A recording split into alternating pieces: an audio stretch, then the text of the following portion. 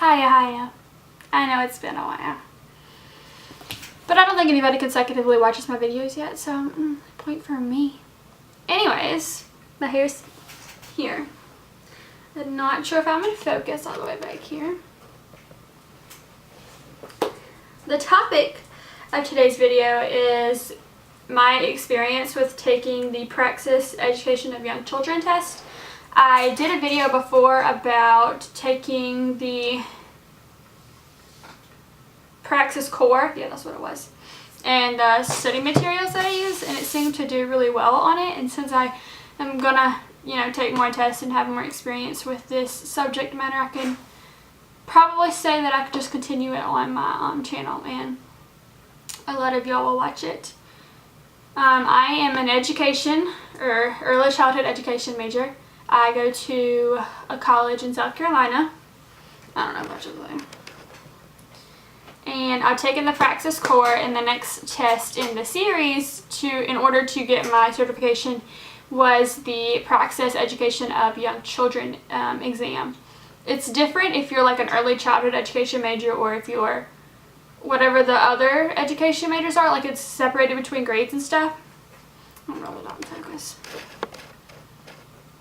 So for me, being early childhood education, which is K through 3rd grade here in South Carolina, I had to take the Praxis Education of Young Children exam.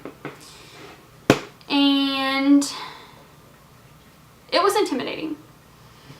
This time, what I did, I had a friend of mine who's in my class take the exam before I took it, so I got to ask her a lot of questions about it and, get a feel for the exam before I actually took the exam. So the only study materials that I used for this exam was the actual materials that the Praxis ETS website provides for you for this exam.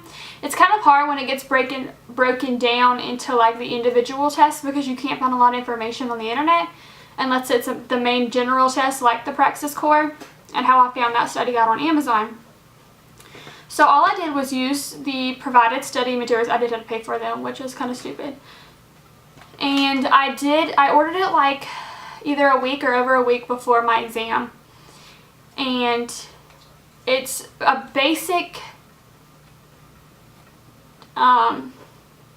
practice exam,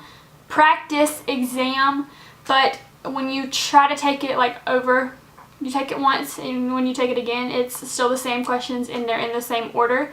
So you can't really take it a couple times a day or every day up until your exam, because you're just going to end up memorizing the answers and memorizing the questions. So what I did is I bought the test. It was like $20-some. I took the exam as soon as I got the access to it, and I took notes. Well, actually I think I just took it just bare the first time, just whatever my basic knowledge was. And then the second time I actually went through it, and if I didn't know what the question was talking about, like the contents of it, I would go look it up and I would research it, and then I would write it down. So I had a notebook full of information that was not really new to me, but stuff that I didn't remember. It was stuff that I had learned in previous semesters. I thought it was very theoretical based, like Piaget's theory or Brofenheimer's, whatever that name is, theory.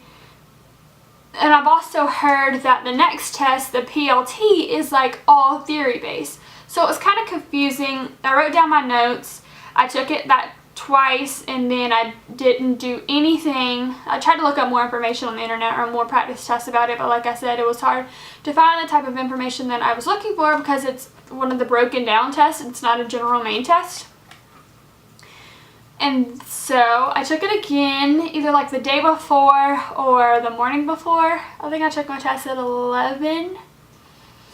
And I'm really good at memorizing questions in a practice test like that. So it was damn, I'm not learning anything. I just know that's the answer because I've memorized it. So anyways, I did it before the exam. On the morning of the exam, I went through my notebook notes that I made from the test, and then I got to the testing center an hour beforehand, and then I re-looked in my notebook. and I took the exam. I think there's 120 multiple choice questions. I'm pretty sure it's 120. And then there's 3 essay questions. And the essay questions were really stressing me out because on the practice test, it gives you an essay, you write about it, but then you have to score yourself. First of all, those questions were hard as shit compared to the actual questions on the exam.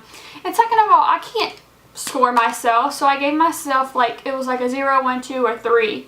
And I gave myself like a 1 just to like give me a little bit of wiggle room, and I didn't think that my answers were sufficient to get anything more than a 1.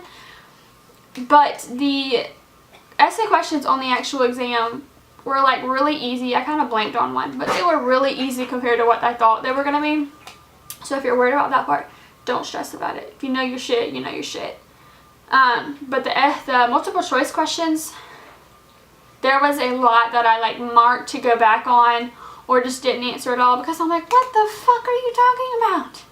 It's really irritating because it's like 5 or 4 tests that I'm going to have to go through before I can actually take the certification test to get my certificate that says I'm allowed to teach in South Carolina from K to 3.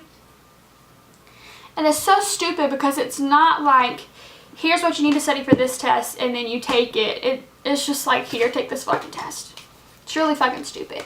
But anyways, the good news is that I passed. You have to make a 160 on it, and I made a 161. Yes. I was thinking today, like, I'm so average when it comes to school and learning. Like, I'm very much capable of doing it, and I'm good at memorizing, which is not good. But when it comes to like stuff like this, I always make either right below, at it, or right above. Like, that my SAT scores sucked horribly. Like, I almost didn't get into college bad. My friend, the one I was talking about that had taken it before me, what the fuck here? She had made a 158 and had to take a 160.